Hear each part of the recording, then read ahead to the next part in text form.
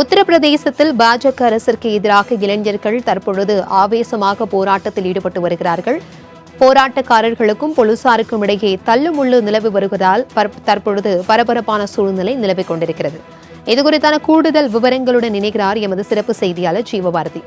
வணக்கம் ஜீவபாரதி. தற்பொழுது உத்தரப்பிரதேசத்தில் இளைஞர்கள் பாஜகவிற்கு எதிராக போராட்டத்தில் ஈடுபட்டு வருகிறார்கள். இந்த போராட்டத்திற்கான முக்கிய காரணம் என்ன? இது குறித்தான விவரங்களை பகிர்ந்துக்கோங்க.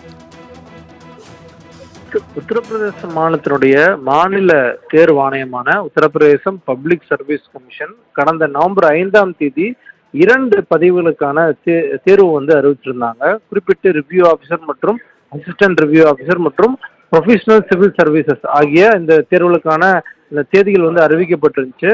முன்பு எப்போதுமே ஒரே நாளில் இந்த தேர்வுகளானது நடத்தப்பட்டு முடிக்கப்பட்டுவிடும். ஆனால் இந்த முறை டிசம்பர் 22 மற்றும் 23 அதே போல மற்ற தேர்வுகளுக்கான தேதியானது டிசம்பர் 7 மற்றும் 8 ஆகிய தேதிகளில் அறிவிக்கப்பட்டிருக்கு. லட்சக்கணக்கான இளைஞர்கள் இந்த தேர்வு எழுதுறதுக்கு தங்களுடைய விண்ணப்பங்களை விண்ணப்பிச்சிருக்கக்கூடிய நிலையில பல்வேறு காரணங்களால தனித்தனியான தினங்கள்ல தனித்தனியான ஷிஃப்ட் முறையில தான் நடத்த முடியும் அப்படிங்கிறது தான் அரசு தரப்புல சொல்லப்படக்கூடிய ஒரு மிக முக்கியமான விஷயமா இருக்கு. ஆனா இளைஞர்களுடைய கோரிக்கை என்னவா இருக்குன்னா, ஒரே தினத்துல ஒரே ஷிஃப்ட் முறையில இந்த தேர்வுகள் நடத்தி முடிக்கப்படணும் அப்படிங்கிறது அவங்களுடைய ஒரு மிக முக்கியமான கோரிக்கையா இருக்கு.